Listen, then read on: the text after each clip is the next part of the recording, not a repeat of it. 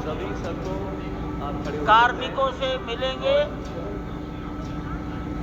और प्रस्थान करेंगे।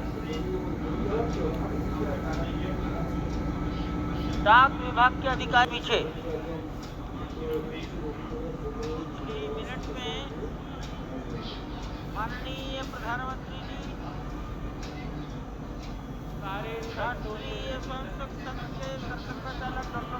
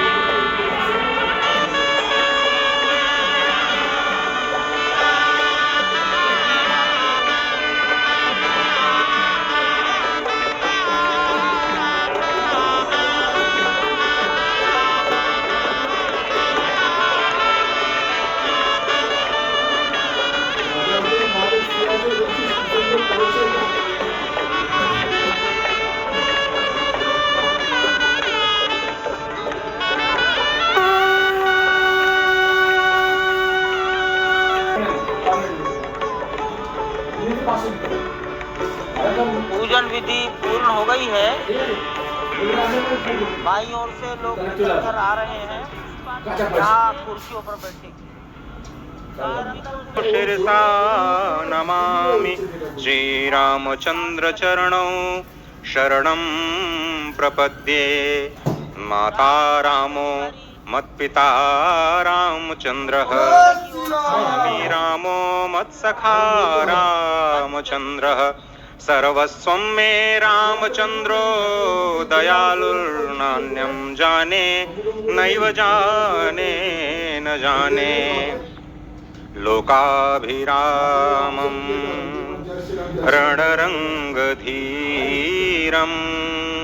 राजीवनेत्रं रघुवंशनाथं कारुण्य। आज जगा है जग जननी का सोया भाग्य सितारा। कोटि पुष्प चढ़ रहे देव को शुभ चरणों पर, कोटि चरण पड़ रहे ध्येय की ओर निरंतर। निश्चित तौर से ये ध्येय है समूचे विश्व कल्याण का, ये ध्येय है जगत गुरु भारत का, ये ध्येय है एक भारत श्रेष्ठ भारत का, समर्थ भारत का, सशक्त भारत का, आत्मनिर्भर। अपने भक्तों को दर्शन देते हैं। अयोध्या धाम के रूप में जो कि स्वयं पर ब्रह्म का ही स्वरूप है, वो इस धरा धाम के रूप में भक्तों को प्रतिष्ठित हो चुकी है। भगवान श्री राम लोकाभिरामम इस वक्त मनमोह लेते हैं और जिस तरह से लगातार पूरे प्रांगण में अयोध्या धाम में जो कि वैकुंठ का हृदय कहा जाता है, इस वक्त सिर्फ एक ही गूंज है, रघुपति राघव राजा राम पतित पावन सीताराम। सुंदर विग्रह मेघ श्याम गंगा तुलसी शालिग्राम। इस वक्त गर्भगृह में माँ गंगा विराजमान है, तुलसी विराजमान है, शालिग्राम भगवान स्वयं जो दामोदर कुंड से आए हैं वो विराजमान है। और ये सुंदर मेघ श्याम, वही भगवान श्री राम जब रघुवंश के पति होते हैं तो वो रघुपति होते हैं। जब भगवान श्री राम देश के कोने कोने से यहाँ पर पधारे पूज्य संतजन, अपने अपने क्षेत्र के नेतृत्व देने वाले सभी उपस्थित महानुभाव, रामोत्सव के इस पावन पर्व के अवसर पर आदरणीय प्रधानमंत्री जी का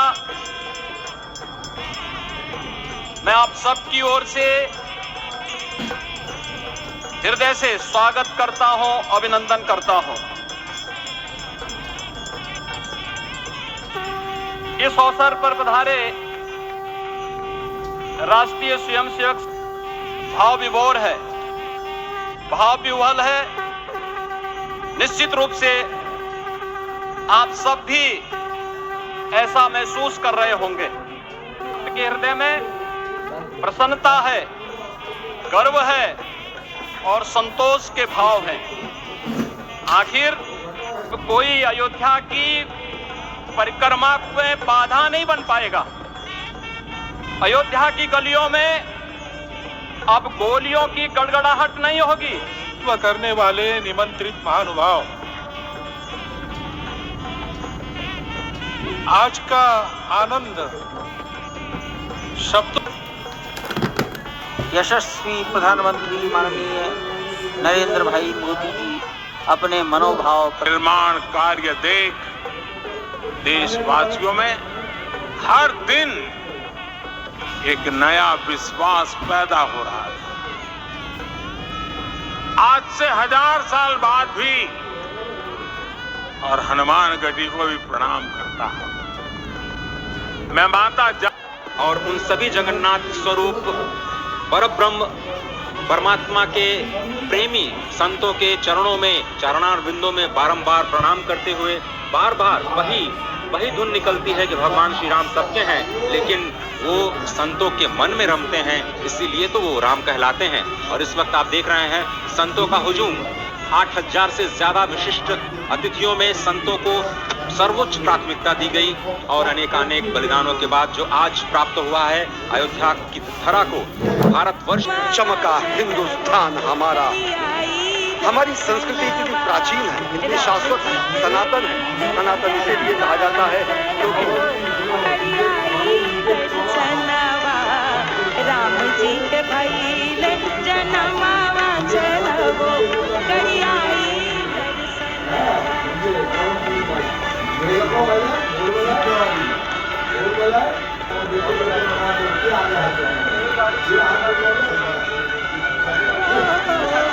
छल के सुख के भरल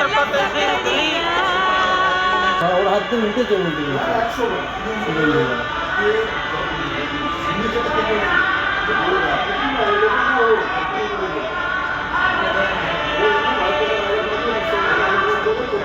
वही जटायु जो अत्याचार के खिलाफ, वही जटायु जो विषमता के खिलाफ अपने आप क्योंकि वो मरे हुए पशुओं का मांस खा करके अपनी जीवन रक्षा करता है, उसी पक्षीराज को भगवान ने अपनी गोद में रख करके अंतिम विदाई दी। उन्हीं पक्षीराज को अपनी गोद में रख करके भगवान ने वो गति प्रदान की जो उन्होंने अपने पिता स्वयं श्री दशरथ जी को प्रदान नहीं की। वही दशरथ जी जो स्वयं भी मनु के अवतार कहे जाते हैं, वही दशरथ जी जिन्होंने 33,000 वर्षों तक नैमिषारण्य में तपस्या की, मां शत्रुपा के साथ और कौशल्या और दशरथ के रूप में अवतरित हुए भगवान श्री राम को कर्षित कर लिया उन्होंने, लेकिन भगवान श्री राम ने उन्हें वो गति प्रदान नहीं की, उन्हें वो गति प्रदान की जटायु को।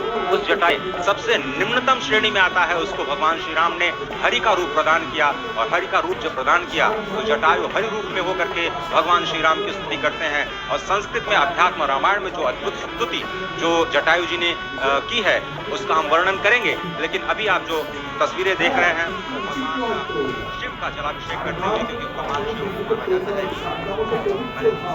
भी है और लगातार उनका जो लगाव है वो हमारे सामने आ रहा है। वासुकी कंठभूषणं वामे शक्तिधरं देवं वकाराय नमो नमः। यत्र तत्र स्थितौ देवः सर्वव्यापी महेश्वरः यो गुरुः सर्वदेवानां यकाराय नमो नमः। षडक्षरमिदं स्तोत्रं यः पठेत् शिवसन्निधं शिवलोकमवाप्नोति शिवेन सह मोदते।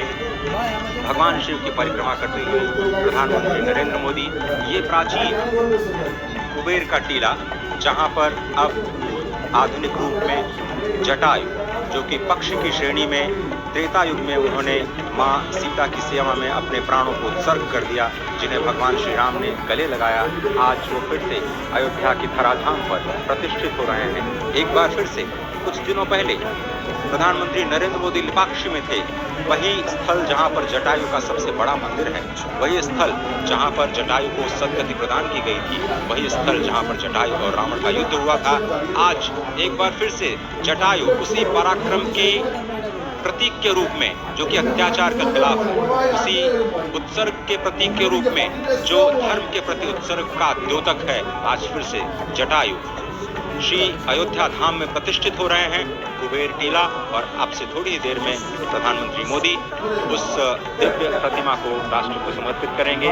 महान जटायु जो कि बाद में हरि रूप हो गए, स्वयं भगवान के रूप में वो अपने वैकुंठ धाम में श्री राम ने उन्हें भेजा। आज फिर से वो जटायु अयोध्या में पधार चुके हैं। और केवल जटायु ही क्यों, मुझे लगता है कि अनंत अनंत आत्माएं इस वक्त अयोध्या की धराधाम में आ चुकी हैं, अवतरित हो चुकी हैं, भगवान श्री राम का बाल रूप में दर्शन करने के लिए, अपना आशीर्वाद देने के लिए और अपनी कुछ न कुछ भेंट भगवान के चरणों में समर्पित करने के लिए। आगाज बहुत पहले एक सामान्य कार्यकर्ता के रूप में अपने जम्मू कश्मीर प्रवास के दौरान उन्होंने जो पंक्तियां लिखी वो यहाँ बताना उपयुक्त होगा। राम व्यक्ति को नहीं वृत्ति को प्राप्त संज्ञा है। राम हमारा चिंतन, दर्शन, प्रीति, प्रवृत्ति और प्रज्ञा है। राम चिरंतन जीवन मूल्यों का स्वर्ण शिखर है। राम हमारी संस्कृति के शाश्वत हस्ताक्षर है। राम हमारा धर्म, हमारा कर्म, हमारी गति है। राम हमारी शान, हमारा भाल, हमारी स्तुति है। बिना राम के आदर्शों के चरमोत्कर्ष कहाँ, बिना राम के इस भारत में भारतवर्ष कहाँ। ये उद्गार प्रधानमंत्री नरेंद्र मोदी ने दशकों पहले खुद किए थे, खुद लिखे थे, उनकी लेखनी है। तो निश्चित तौर से प्रभु श्री राम, मर्यादा पुरुषोत्तम श्री राम, सनातन संस्कृति के प्रतीक राम, सत्य शाश्वत सनातन प्रभु श्री राम, भारत के आत्म तत्व श्री राम, जब आज उनका अयोध्या में ही वनवास समाप्त हुआ है, तो यह क्षण पूरे देश, पूरी दुनिया और पूरी मानवता के लिए विलक्षण है। इस वक्त